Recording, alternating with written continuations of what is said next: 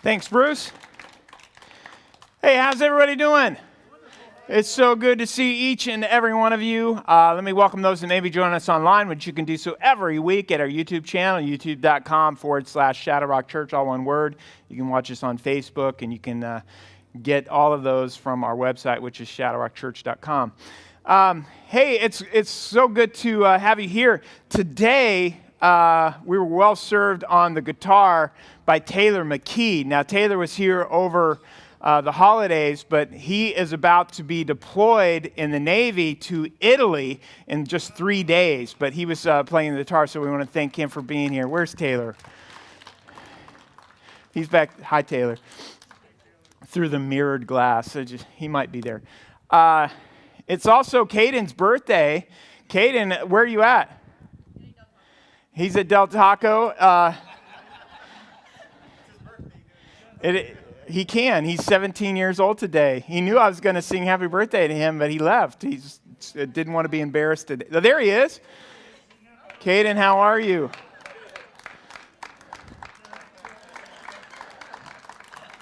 We love Caden. He's like one of our setup crew, and he is here every Sunday, if you can believe this, at 6 o'clock in the morning to help set up chairs and help set up all the instruments, and we really, really love Caden.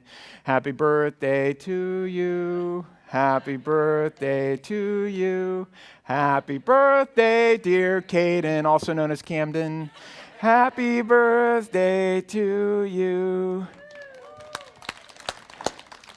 So as you know, I have a son by the name of Cameron, and so I often get Caden's name wrong and call him Camden for some reason. And it's going to make me look really bad. You'll see in just a little bit through this message. But we've been in a conversation that we have called Separation of Church and Hate, because we live in this super divided world. It feels like, hate's a very strong word, but it feels like people just hate each other, doesn't it? They hate each other politically, they hate each other racially, they hate each other religiously. It just feels like we just are in this volatile situation where people are so divided. And so we wanted to have as relevant of a conversation as we possibly can, just about how we can be the salt and light in the world. What does Jesus ask us to do when we're trying to impact positively a very, very divided and volatile world? And if you missed last week, you can go back and watch the last week's message. But this week, I want to just start out by talking about how we live in a very shallow environment. Here's some synonyms for shallow that might help define what we're going to talk about today. Here's the first synonym that Merriam-Webster gave me: not deep. And I'm like, I could have come up with that one. But it goes on: trivial, hollow, flat, one-dimensional, skin deep, superficial, limited, narrow-minded, simple-minded, sketchy. I love that one. Hurried, shallow. The antonyms, the opposite of what shallow means, is boundless. Don't you want to be boundless? Don't you want to live boundless lives? Immeasurable, infinite, limitless, profound, unfathomable.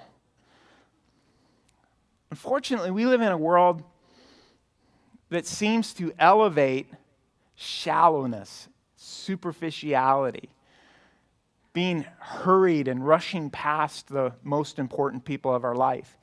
In fact, you may be familiar with the song. I think a couple of years ago, Lady Gaga and Bradley Cooper actually won an Academy Award for a song called Shallow. You remember that song? How many of you remember that song?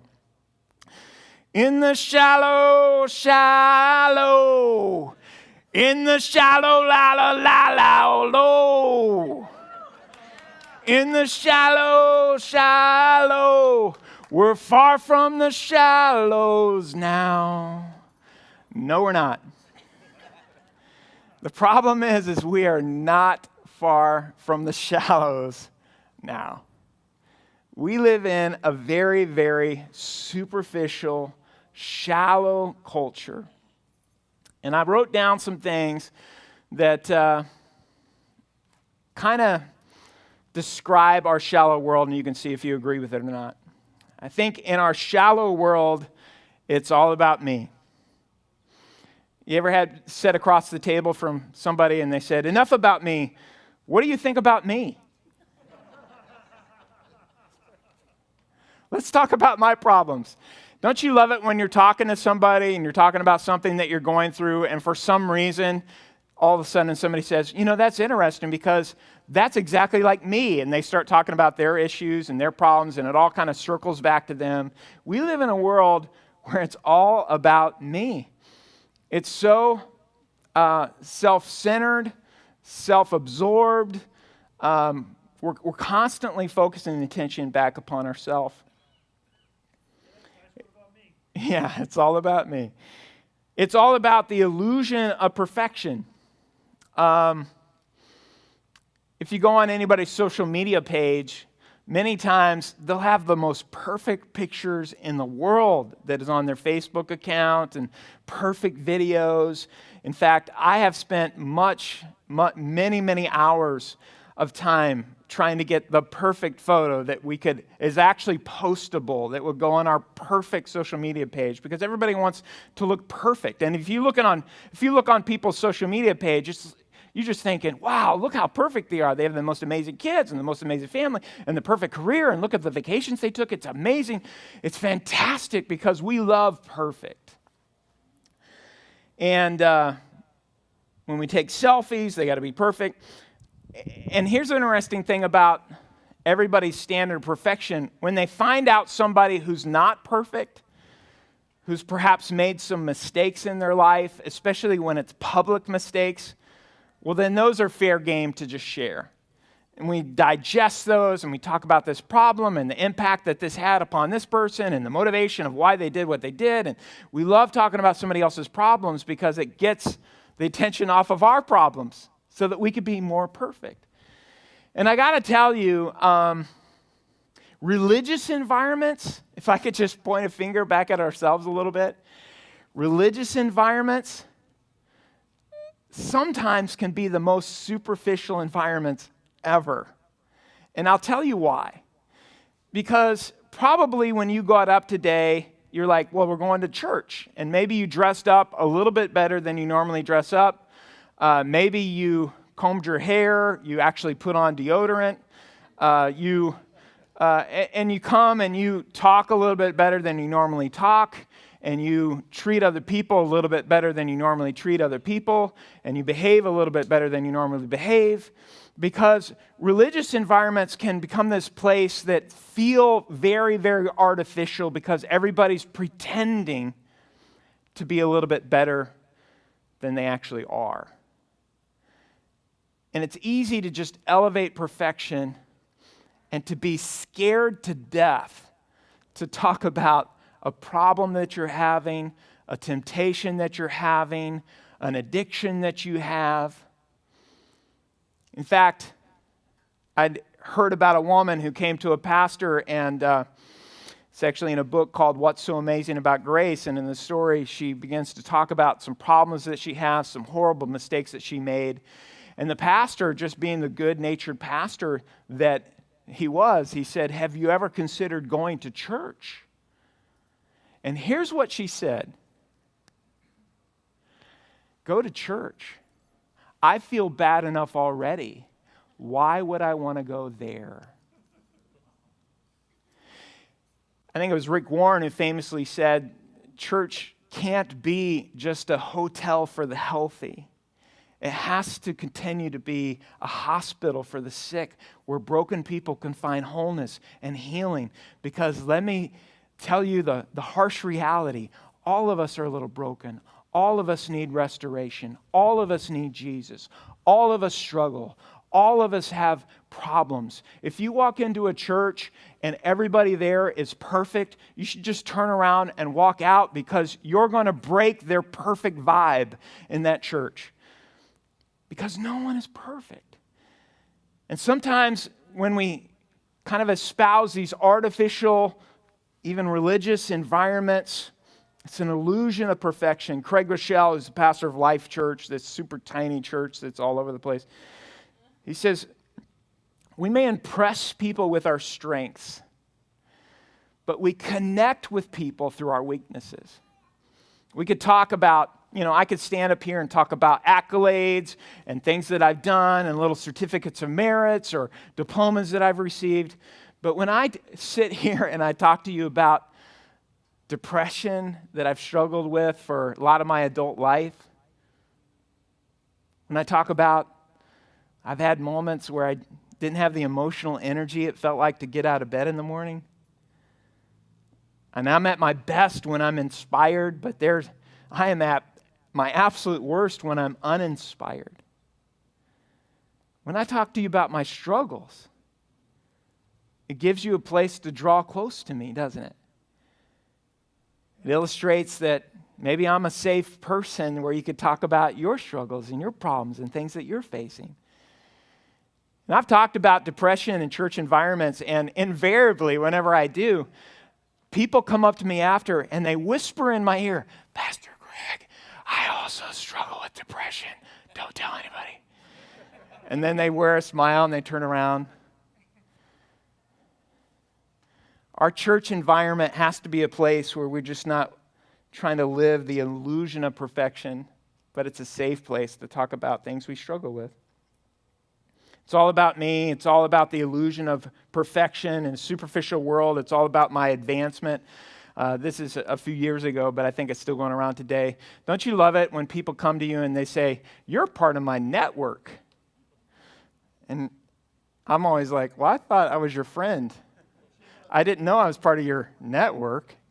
It's like, oh yeah, my network is here, and they're going to help me with my sales, and they're going to help me with my advancement, and they're going to be kind of rung on my ladder, and they're there to encourage me and support me. They're my network. And I get the idea of linking arms and making business relationships and everything like that, but there's something invalidating when someone says, you're part of my network, because suddenly I feel like I'm just there to be a catalyst for their personal advancement. It's part of our superficial world. It's a superficial world when it's all about fame. My wife loves this conference. Every 2 years, our denomination has a conference. They call it General Council, and it's where everybody kind of comes and they vote on different things. And my wife loves it because she grew up as a missionary kid, and she goes, and for her, it's like seeing people that we've interacted with our whole life, and people within our denomination and other pastors and churches, and it's just wonderful. And I like it to a certain degree. But unfortunately, and maybe you've gone to a conference that it's like this, unfortunately, to me, much of that particular conference is 1,001 superficial conversations. You ever been in an environment like that when there's a big old group and you're kind of walking along, oh, how's your church? Oh, it's good. Oh, great. And they just keep walking. How's your family? Oh, it's good. Oh, they're great. And people in these environments, sometimes I'll talk to other pastors and I'm like, how are you doing? And they're like, it's great. I love being the pastor of my church. And I'm looking at them. I'm like, you are such a liar. Come on. I know your church. Your church is like the worst place to pastor on the face of the planet. These toxic environments that I talk about, like your church is like beyond toxic. It's like acid to authentic relationships. And that church has had 15 pastors in 5 years. It's like they're just running pastors out left and right. It's horrific. I'm like, you're a big liar when you tell me things are going so great. But it's like that. It's like these superficial conversations where you just paint this with this broad brush that everything is so great. And here's the other thing. When I talk about it's all about fame, these environments, sometimes, have you ever been in like these big crowds of people when someone's looking past you in case they might see somebody more important than you? You ever been like that? You're talking to them and you're looking at them right in their eye, but they're like looking around and they're looking over you and they're like, yeah. And I've actually walked up in these huge lobbies and I'll see somebody that I know and I'm walking up and I'm like about to shake their hand and I'm smiling and suddenly they see somebody more important than me. And they've actually done this. This is no lie. They're like looking at me and then they're like, they're going over to the person that's more important. Because our superficial world elevates fame.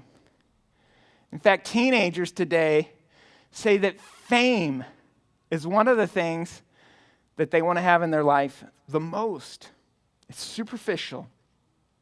It's all about my stuff. Have you ever walked into somebody's house and they've got these beautiful living room couches and it's set up just perfectly and it's all on this white carpet and it's light, and you start walking in there and you're like, oh, they've set up this place where people can connect in their home and they can have meaningful conversations, and then all of a sudden they stopped you and they're like, oh, we don't go in that room. We don't go on the white carpet. Because their stuff becomes more important than the connections that it's made. And then you realize all those little couches and chairs and little environments where people are connected, it's all for show. It's not there to actually connect people, because stuff becomes more important than connection. It's all about my agenda. In our superficial world, we have made people an item on our to-do list. And I love living intentional lives. Don't get me wrong. I think we all should be intentional.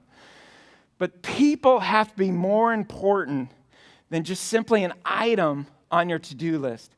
Have you ever seen people like this, and maybe you're like this, where, and God love them, I love it. They have a to-do list. Every minute of their day is mapped out, and from 9:13 to 10:11, they're going to be doing this, and they're going to be doing this, and they're sending this email, and they're super, super intentional. But I have counseled so many couples where one person in the relationship is a big to-do list person, and they're super intentional, and they look at their spouse, and it could be a guy or a girl, but they look at their spouse and they're like, what are you talking about? Every Thursday from 6:45 to 7:10, we're together. That's our coffee time from 6:45 to 7:10. I've put you in my calendar, and I don't let anybody interrupt with that. From 6:45 to 7:10. And the spouse is just looking at them like, I don't want to be an item on your calendar.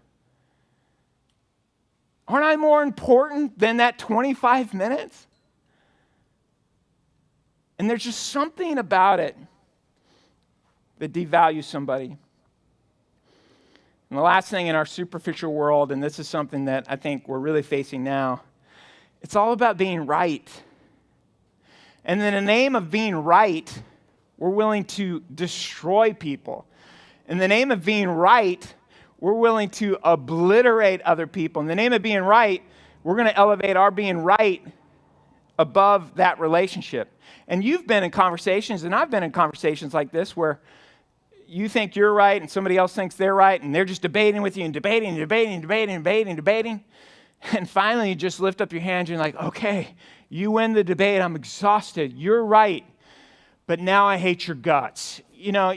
Because they have completely demolished the relationship in the name of being right. What is the goal of this whole conversation? Is the goal of this whole conversation just to be right? Or is the goal of the whole conversation to develop close personal relationships? Is the goal of conversation to understand a person's point of view? Do you agree? We live in a superficial world. There's so much in our culture, and even in a religious world, even in a church world, it just kind of touches the surface, that doesn't go deep. And because of that, I think people feel more alone than ever. They just feel, even in a marriage, they feel alone. In a family, they feel alone. They're surrounded, they have like 10,000 Facebook friends, but they feel alone. Here's what T.S. Eliot said. And I think it's really indicative of this time in our culture. Everyone's alone, or so it seems to me. They make noises and they think they're talking to each other. They make faces and they think they understand each other. And I'm sure they don't. Is that delusion? Can we only love something created in our own imaginations? I think people feel more alone than they've ever felt. And it's all because we live in a very shallow world. And here's the thing. Jesus didn't live like that. Jesus did not allow himself to be shallow, to be superficial. And because Jesus had the courage to go deep with people, even though it sometimes got messy, even though it was sometimes confusing. Jesus would go deep with people. Jesus touched people who had diseases. He spoke respectfully to a scandalous woman. He wept at the tomb of a friend. He broke a rule to get somebody out of trouble. He met leaders privately in the middle of the night. He washed the feet of his disciples. He invited himself to a wild party. He played with toddlers. Jesus went deep in relationships. And it's hard to love people or have an impact with people if you're not willing to go deep, if you're not courageous enough to take a chance and to escape our superficial, shallow world and to go deep in relationships. I was reflecting on this even just this week, and I was thinking about the people that impacted me. Aiden Miller's here somewhere, and he's got a great student ministry. And one time I was a student pastor, but at one time I was a teenager in a church. And my youth pastor was a guy by the name of Paul Singh. Paul's actually a missionary to India. He's been here before. You may remember him. But when I was an awkward teenager, didn't know where I belonged, didn't know my value, was not comfortable at all in my own skin, Paul created an environment where I was safe. Paul created an environment where I was home. Paul believed in me. He cared about me. In fact, probably one of the primary reasons that I'm a pastor today is the impact that Paul Singh made upon my life, because he said, I'm going to go deep with this teenager. I'm going to go deep in this relationship. I'm going to care. When I went to college, I was thinking about a professor that I had. His name was Dr. Jim Allen, and he was actually in charge of the pastoral studies department, like at my school. And the interesting thing about Jim is he went out of his way, and it was more a curiosity about my life. He genuinely wanted to know about my hopes and my dreams. He stopped and listened to me, which is sometimes hard for teachers, but he stopped and just cared about me. And probably all total, it may have been 2 or 3 phone calls. It may have been 2 or 3 lunches and dinners. I remember Trish and I going to a steakhouse. He invited us to a steakhouse, and we had a steak dinner with he and his wife Fran. And he just talked to me. He listened to me. He cared about me. He believed in me. And I felt like I didn't have a lot of people in authority that had taken that level of interest. But it was a catalyst to me in my life. And here's the thing. When you think about your life, look back. You probably can think about at least one person who went deep with you. You can think about one person that didn't give into the temptation to just be superficial in your life, but wanted to impact you, wanted to love you in a deeper way. How many of you can think of at least one person that did that for you? All 5 of you.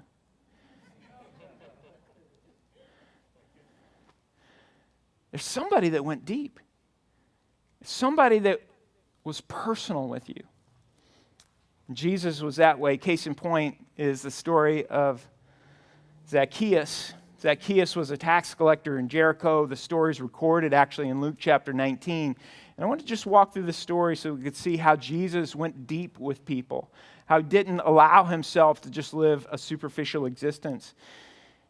It starts by saying this: Jesus entered Jericho and made his way through the town. There was a man there by the name of Zacchaeus. The name Zacchaeus means pure, innocent. He was not living up to his name. He was the chief tax collector in the region, and he'd become very rich. Now, Jericho was this very affluent place because of balsam resin that would come out of the trees, and they used it in herbs and spices and medicines at that time. And if you're familiar with the King James Version of the Bible and maybe you've been around church, sometimes people talk about the balm in Gilead. What they're talking about is this resin, this balsam resin that would be from the trees, and it was very valuable. It made the entire region and the commerce of that region very valuable. And Zacchaeus was a tax collector, and tax collectors typically overtaxed people. Now, we pay people hundreds, if not thousands of dollars so that we don't have to pay one extra dollar in tax, right? How many of you love paying extra in taxes? You just love it. You just want to pay as much as you possibly can. Most people don't. The Jewish people at this time did not, especially to enrich somebody who was corrupt and who was stealing from them. And the reason the Bible says Zacchaeus was very rich, the only reason as a government official for him to be rich is to extort the taxes that he was collecting from people. So he wasn't a very popular guy. He tried to get a look at Jesus, and he was too short to see over the crowd. So he ran ahead and climbed a sycamore fig tree beside the road, for Jesus was about to pass that way. The interesting thing about a sycamore fig tree is the figs that you get from a sycamore tree are worthless. They're like the worst figs ever. And so a sycamore tree was equated with being worthless. And here's Zacchaeus is climbing up in a tree that's worthless. Zacchaeus views his life as worthless. And Jesus is about to pass by. When Jesus came by, he looked up at Zacchaeus and called him by name. Zacchaeus, he said, come down. I must be the guest in your home today. And Zacchaeus quickly climbed down and took Jesus into his house in great excitement and joy. Now, here's the interesting thing about that. How did Jesus know the name of Zacchaeus? Now, Jesus is God. Maybe he had some kind of divine insight into this man's situation. But it's also likely that Matthew, one of Jesus' disciples, was the bridge between Jesus and Zacchaeus. Matthew was actually called to be a follower of Jesus while sitting in a tax collector's booth. He himself was a tax collector. And so it's likely that Matthew told Jesus about who Zacchaeus was. He told them about this other tax collector in Jericho who was rich, who had extorted people, who didn't know anybody, who was broken just like Matthew was. And he's saying, Lord, you changed me. Here's another man you can change. And Jesus cared enough to call Zacchaeus by name. Listen to this. But the people were displeased. The word there that's used is like the buzzing of bees. Have you ever had like buzzing of bees? I was playing Frisbee golf with my son just this last week, and we walked up to a tree, and I'm like, I hear a bunch of buzzing. We got to steer clear of this tree. It's an annoying kind of sound, but it's this buzzing of bees that people were making. And they said this, he's gone to be the guest of a notorious sinner, they grumbled. What right does Jesus have to meet with sinners? Jesus was called the friend of sinners and tax collectors. Meanwhile, as all this is going on, they're grumbling, they're complaining, they're criticizing Jesus. But meanwhile, Zacchaeus stood before the Lord and said, I'll give half my wealth to the poor. And if I've cheated anybody on their taxes, I'll give them back 4 times as much. And Jesus responded, salvation has come to this home today, for this man has shown himself to be a true son of Abraham. Zacchaeus, as a tax collector, would not have been accepted by Jews. He would not have been accepted by any Roman person. He was isolated. He was alone. But Jesus brought him back into a family. And then Jesus says this, the Son of Man, speaking of himself, came to seek and save that which are lost. And thank God he did. Because I was lost and found by him. Many of you were lost and found by him. He's seeking after you. I must come to your house today. I looked into that word must because it was such unusual language. I must come to your house today. Luke uses that another time when he's talking about the prodigal son and this lost son that finds his way back home, and the older brother's mad, and he's like, this son is lost and he squandered all his wealth, and now he comes back home and you're throwing a party for him. Why are you throwing a party for him? And it's this interaction between this older brother and Jesus, or God, this father. And the father says this, we must celebrate this son that was lost and is now found. He uses the same language. What if we interacted with our world like that, we must love them. We must reach out to them. So how do you move from shallow to dangerously personal? How do you move from shallow and go deep with people? Let me give you 5 things just real quickly. Identify someone in the way that communicates value. Jesus knew Zacchaeus' name. However, whether it was divine inspiration or Matthew told him, he took time to learn Zacchaeus' story and he knew Zacchaeus' name. Last week, Van's back there running slides, I think, right now, Van Westlake, and I went up to Van and I said, and I called him Dax. And don't you love it, like if you're a brother, when you're called your brother's name and it gets all confused? And he's like, my name's not Dax, my name's Van. And I said, oh, no, I'm so sorry, Van. I knew that was you. And in my defense, like all the Westlake kids are like the most beautiful kids ever. They're super handsome. And Dax and Van are both very handsome poets, beautiful. And they're just like, so it's easy to confuse them, right? Like in my defense. But there's something about knowing somebody's name. And so today I walk down and I go, Van, how you doing? I love you. Thank you for running slides today. Because I wanted him to know I knew who he was. There's something about knowing that person and knowing their name. Today I sang, in the first service, I sang happy birthday to Caden, but I kept calling him Camden, which really took the whole wind out of this message. So identify someone in a way that communicates value. Discover what matters to somebody to prove they matter. In other words, you care about the things that they care about. Jesus took time to care about the things that Zacchaeus cared about. Whether Zacchaeus knew it or not, he was ostracized from society. He was alone. And it's interesting, Jesus walks through a crowd of people and publicly says, Zacchaeus, come down. I must be a guest in your home today. He engages with Zacchaeus knowing that there would be a bunch of people that would criticize him for it. And yet he cared about the things that Zacchaeus cared about. When we're interacting with the world, finding things that we don't, not just pointing out all the things we might disagree with, but finding things that we agree with. To care about the things that people care about, to find common ground. So identify someone in a way that communicates value, discover what matters to someone and prove that they matter. Take time to understand someone's everyday context. Jesus walks into Zacchaeus' home. He probably meets Zacchaeus' wife. He meets Zacchaeus' children. He walks into Zacchaeus' world. He begins to understand who Zacchaeus is. And whenever you meet somebody who you might disagree with, here's the thing you always have to remember. If I lived their life, if I had the same connections that they have had, if I've had the same family that they had, if I had the same hurts and habits and hang-ups that they have, I would probably think the same way that they do.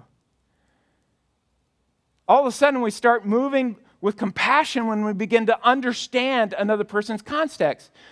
Here's one thing that's an easy thing to remember, the 4 H's, not the 4-H that you might use to raise cows or something like that, but these 4 H's. Everybody has a history. You learn somebody's history, where they come from, what their family's like. Everybody has a heartbreak. You learn somebody's hurts. What has impacted their heart? What has hurt them in their life? You learn everybody's heroes. Everybody has heroes. And by talking to them about their heroes, you begin to learn who they might want to be, the qualities that they espouse. And finally, you learn about somebody's hopes, their history, their heartache, their heroes, their hopes. Where do they want their life ultimately to go? What's the dreams that they have? What gets them up in the morning? What do they want to accomplish in their life? There's something that communicates such extreme value and love when you learn somebody's story and you take the time to learn somebody's story. Jesus did. Jesus did. Respond to somebody in a way that replaces shame with hope. And Zacchaeus had a lot of reasons for shame. But because Jesus went deep with him, all of a sudden Zacchaeus says, I'm going to give half of my wealth away to the poor. How many of you are ready to write that check? I mean, that's a momentous gesture, isn't it? And if I've ever cheated anybody, I'm going to pay them 4 times as much the money that I cheated them. All of a sudden, this miserly, corrupt politician becomes this generous person. Not because Jesus started listing out all the ways that Zacchaeus had made mistakes and all the people he had hurt, and he didn't stand there in judgment. He stood there in love, and that love compelled Zacchaeus' heart to change. His identity was completely changed. I have a friend who made a significant mistake, and he was watching the news with his family, and they're watching the evening news, and all of a sudden, he's the lead story on the evening news. His mistake was that big, and it affected his life for years. And he told me, it's interesting that a lot of my friends abandoned me. A lot of people, even in the church world, abandoned me. I mean, this was just so horrific a mistake. But here's how I approached him. I said, I think now more than ever, he doesn't need me to ostracize him. Now more than ever, he needs a friend. Now more than ever, I need to draw near to him and not push him away. But it's kind of our natural tendency to push people away that have made mistakes, that have done something destructive, that have hurt people. And I know, I get it. I get the feelings of somebody that hurt people, and you kind of feel like there's this justice in it where you just don't want to have anything to do with them anymore. But there's still a person that's made in the image of God. There's still a person of intrinsic value. And imagine if you showed up on the scene and instead of elevating their shame, you elevated their value. Because of that, he's one of the best friends I have. So how do you move from shallow to dangerously personal? You identify someone in a way that communicates value. You discover what matters to that someone, and you care about the things they care about. You take time to understand someone's everyday context. You respond to someone in a way that replaces shame with hope. And finally, you believe in someone's potential to live a remarkable story. Jesus, for whatever reason, believed in Zacchaeus. And he says, I came to seek and save that which is lost. Everybody had discarded Zacchaeus. Everybody had written him off. No one wanted to have any kind of deep relationship with Zacchaeus, but Jesus did. Because he believed in Zacchaeus' potential. And when Zacchaeus he's a wealthy man, he gave half of his wealth away to the poor. Imagine the impact that made around the poor people in that community whose lives were completely changed because this miserly man became a generous man. Jesus believed in his potential. A few years ago, I was a student pastor a long time ago, and I was in this church that had a university in our denomination that was close, and our headquarters was close, and so there was a lot of people who were in our church who had some kind of ministry background. They were pastors, or they were missionaries, or they worked in our denomination, and sometimes there would be these really rebellious teenagers who would show up, and they were forced to go to youth group. And it's the parents were saying, my relationship with this kid isn't working. Here you go. And there was enormous pressure to connect with these kids and to help them, but they hated being there. How many of you are forced to come to church today? Don't raise your hand. These teenagers hated being there, and by extension, they hated me. And so they'd come in, and you could spot them a mile away. I mean, if you ever look at a teenager's body language, they're not hiding nothing, right? They're like, and you're like walking up there, hey, how you doing? And you're like, whatever. How was your day? Good. And it's just so hard. Well, this girl was, and I remember her distinctly because she hated going to church. By extension, she hated myself and Trish, and just her face was this just scowl. She walked in, and she wanted to make sure everybody knew she hated being there. She was only there because her parents forced her. Her parents were evil. Well, how could they possibly do that? And she hated it. And we would go up to her, and we're like, I love you. We went out of our way for some of these kids because, sometimes it's just hard. Kids feel like an extra measure of expectation because their parents are in some kind of ministry environment. It's not fair. But, we would go out of our ways. We're like, we love you. We care about you. How was your day? We'd engage with them. And they just looked at us, and their whole facial expression was, I hate your guts. I hate being here. And we just pour it on all the more. I love you so much. It's so great to have you here. You're so fantastic. You're so amazing. I hate you. I love you. I hate you. I love you. And week after week after week. And sometimes teenagers, eventually, you just wear them down. They start warming up to you. This girl never did. I mean, for, 6 years, especially the 4 years in high school, I mean, it was like, I hate you. I love you. I hate you. Week after week after week. Well, I get this Facebook message a few years ago. And she says, Pastor Craig, I don't know if you remember me or not. And I'm looking at Trish, and I'm like, oh, yeah, I remember her. She goes, I just want you to know something. My parents forced me to go to church, didn't want to be there. I'd go there, and I just hated being there, and I hated you. I hated all the kids that went there. And every week I made sure you knew I hated you. And every week you'd come up, you and your wife, you'd say how much you love us and how fantastic I was. And you just say, every week, I love you, I love you, I love you, I love you. Every week. And she says, I just want you to know the end of the story, because I acted like I didn't care. But every week I'd walk through those doors and I would look forward to you coming up to me and telling me that you love me. Because very few people in my life right at that time was telling me that they loved me. But you and your wife did. And I want you to know that now I'm a youth pastor. I'm like, okay, there's justice in the world. She said this, those I love yous changed my life. Changed my life. What would happen if you decided not to be a shallow person anymore? What would happen if you decided not to have shallow relationships anymore? What if you decided that people weren't an interruption to your schedule? What if you decided to go deep with people? What if you loved people that were hard to love?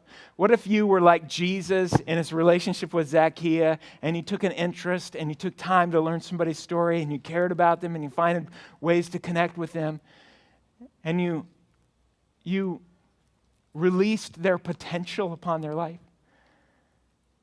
If you did that, you'd change your family, you would change this church, you would change this community, we would change the world. If we decided to go deep, we made it personal. So Lord Jesus, I thank you for each and every person that's here. I thank you, Lord, that this church is a church that genuinely loves one another. It's not lip service. And so, Lord, I love this church, and I love a church that loves one another. And Lord, may we extend that love to other people in our community. May we be people in a world that's so divided and so volatile and acts like they hate each other. May we be a people who are salt and light in this world, that learn one another's story, that goes deep in relationships and doesn't allow ourselves to just have a superficiality and a shallow impact. But may we go deep, because the I love yous will change somebody's life. I thank you for that. And thank you that you loved us so much. You sent your one and only Son to die on a cross for us. There may be people who's sitting on a tree worthless. Lord, I believe you're walking up to them now and you're telling them you're not worthless. You're so valuable. And you ascribe value to them. You die on a cross for the forgiveness of their sins, Lord, and because of that, when they put their faith in you, they can put their past in the past and they can embrace a brand new future. Because they put their faith in you, they can experience a new beginning, and they can experience that new beginning every single day as you begin to transform their life. And as they put their faith in you, that you deposit your Holy Spirit into their life that testifies to the truth of a brand new identity. And so, Lord, I thank you for that. And I pray that people are taking that step of faith with you right now, that they're expressing that right now. And I thank you, Lord, that you came to seek and save that which is lost. And because of that, you changed us all. Commit it to you in the name of Jesus. Amen.